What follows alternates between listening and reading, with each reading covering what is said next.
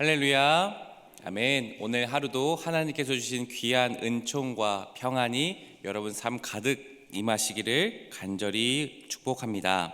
아멘. 오늘부터는 에스라 말씀에 이어서 학개서의 말씀을 나누고자 합니다. 학개서는 에스라 말씀과 동일한 시대의 배경을 가지고 있습니다. 학개는 하나님이 세우신 선지자로서 이스라엘 백성들이 바벨론 포로에서 돌아왔을 때의 이야기입니다. 이스라엘 백성들이 성전이 멸망하고 바벨론의 포로로 끌려가게 되지요. 그래서 포로로 70년간 힘겨운 시간을 보내다가 바벨론이 어느 날 하루 만에 폭삭하고 멸망합니다. 그리고 그곳을 자리한 사람이 바로 나라가 페르시아이죠. 바사라고도 표현되는 그 페르시아가 새로 내온 정책은 모두 있는 포로들은 자국으로 돌아가라, 고향으로 돌아가라는 칙령이 내립니다.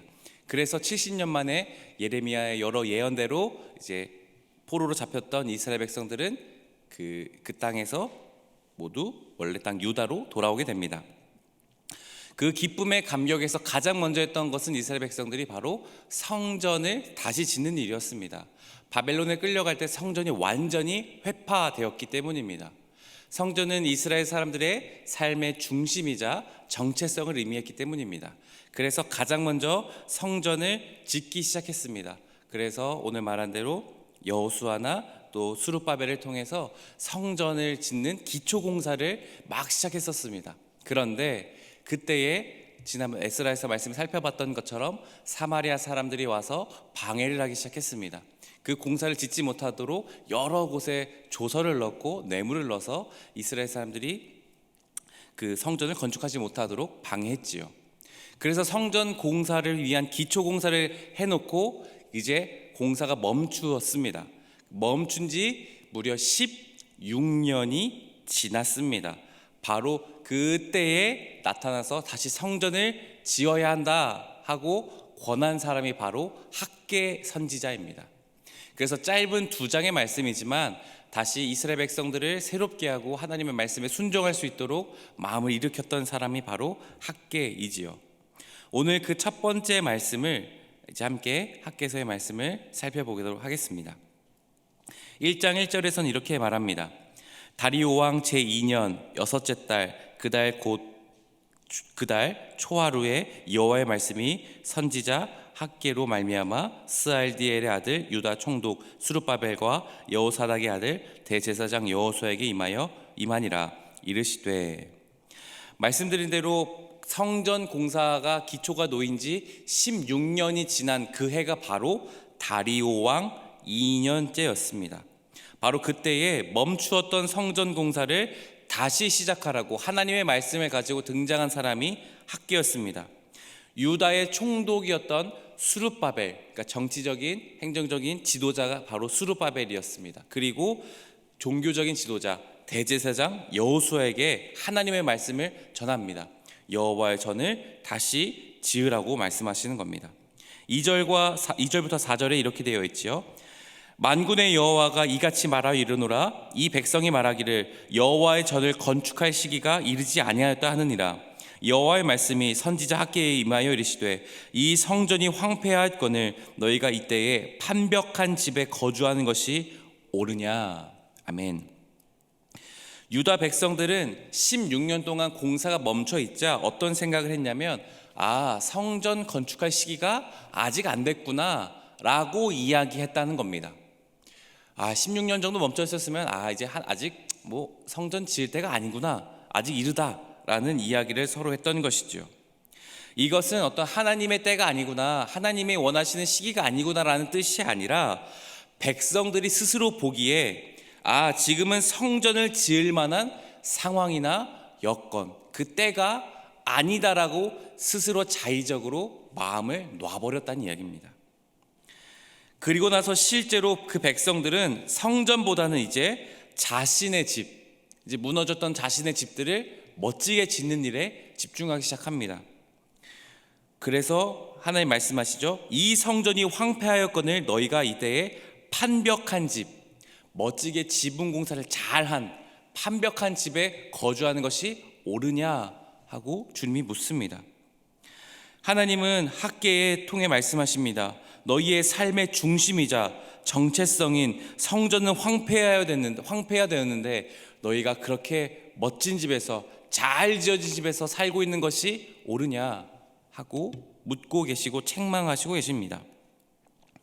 자신의 집을 우선 세우고 성전은 황폐화 되었는데도 그대로 둔 채 아직 시기가 되지 않았다라고 그냥 자위하고 있는 이스라엘 백성, 유다 백성들에게 하나님은 어떻게 말씀하십니까? 6절 말씀입니다. 너희가 많이 뿌릴지라도 수확이 적으며 먹을지라도 배부르지 못하며 마실지라도 흡족하지 못하며 입어도 따뜻하지 못하며 일꾼이 삭슬 받아도 그것을 구멍 뚫어진 전대에 넣음이 되느니라. 아멘. 성전 없이 사는 그들의 삶, 집만 있는 그 삶은 사실은 황폐한 삶이었습니다. 비록 집은 있으나 농사를 해도 농사가 잘 안 되었습니다. 날마다 춥고 일을 해도 삭슬 받지 못하는, 한마디로 곤궁한 삶의 연속이었습니다. 백성들은 무슨 생각을 했겠습니까? 지금 먹고 살기 힘드니까, 지금 이렇게 일해도 내가 돈을 잘 못 받으니까, 농사도 잘 안 되니까, 좀 상황이 어려우니 내가 환경이 좀 좋아지면 그때에 성전 지어야지, 그때가 하나님 성전 지을 때겠구나 하고 생각했던 것입니다. 그러나 하나님은 11절에서 이렇게 말씀하십니다. 내가 이 땅과 산과 곡물과 새 포도주와 기름과 땅의 모든 소산과 사람과 가축과 손으로 수고하는 모든 일에 한죄를 들게 하였느니라. 아멘. 지금 이스라엘 백성들이 처한 곤궁한 삶, 먹고 살기 힘든 그 삶이 바로 성전을 짓지 않았기 때문에 하나님이 내리신 결과였던 겁니다.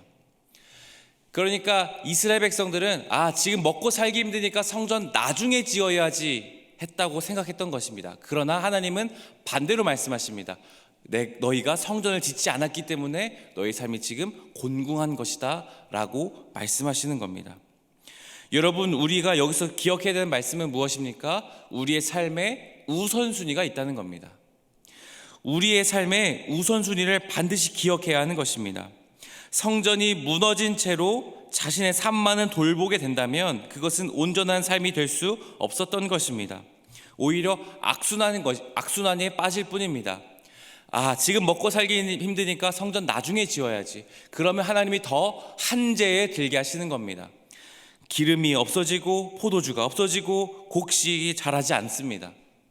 그래서 우선순위가 어디에 있어야겠습니까? 성전을 먼저 지어야 하는 데 있습니다. 그러면 하나님께서 그 한재를 면하게 해주시는 것입니다. 지금 어려우니까 나중에 예배해야지, 나중에 말씀 봐야지, 나중에 봉사해야지, 내 삶이 조금 더 넉넉해지면, 내 삶이 조금 더 여유가 생기면 그때 봉사해야지. 우선순위가 바뀌어 있는 것이지요. 언제나 우리의 삶의 중심은 하나님으로 먼저 세워져 있어야만 한다는 것을 오늘 학개의 말씀을 통해 우리에게 말씀하는 것입니다. 언제나 그리스도인들의 삶은 하나님의 삶의 중심이 되어 있을 때 다른 것들이 바르게 되는 법입니다. 다른 삶이 먼저 정돈이 된 이후에 하나님께 나아가야지 하는 것은 잘못된 생각이라는 것입니다. 오히려 하나님께 나와서 예배의 삶을 회복하고 말씀을 회복하고 기도의 삶을 회복할 때라야 우리의 삶의 모든 것들이 바르게 정돈이 된다라는 것입니다. 그래서 하나님은 그런 유다 백성들에게, 이스라엘 백성들에게 7절에서 말씀하시죠. 만군의 여호와가 말하노니 너희는 자기의 행위를 살필지니라. 아멘. 하나님은 우리의 행위를 살피라고 말씀하십니다. 하나님 우리의 행위와 그 마음의 중심을 알고 계십니다. 그리고 그것을 바르게 세우라고 학개 선지자의 말씀을 통해 우리에게도 말씀하시는 것입니다. 혹시나 우리의 삶에 이런 이스라엘 백성들처럼 좀 더 좋아지면 하나님께 나가야지, 좀 더 이것들이 괜찮아지면 봉사해야지 라는 마음이 있었다라면 이 시간 마음을 돌이켜서 다시 하나님에 대한 마음을, 중심을 바르게 세우셔서 우리의 삶이 새롭게 되는 역사가 있게 되기를 간절히 축복합니다. 14절 말씀입니다. 여호와께서 스알디엘의 아들 유다 총독 수룹바벨의 마음과 여호사닥의 아들 대제사장 여호수아의 마음과 남은 모든 백성 마음을 감동시키심에 그들이 와서 만군의 여호와 그들의 하나님의 전 공사를 하였으니. 아멘. 그런 학개의 말씀을 들은 이스라엘 백성들, 유다 백성들의 반응은 어떠했습니까?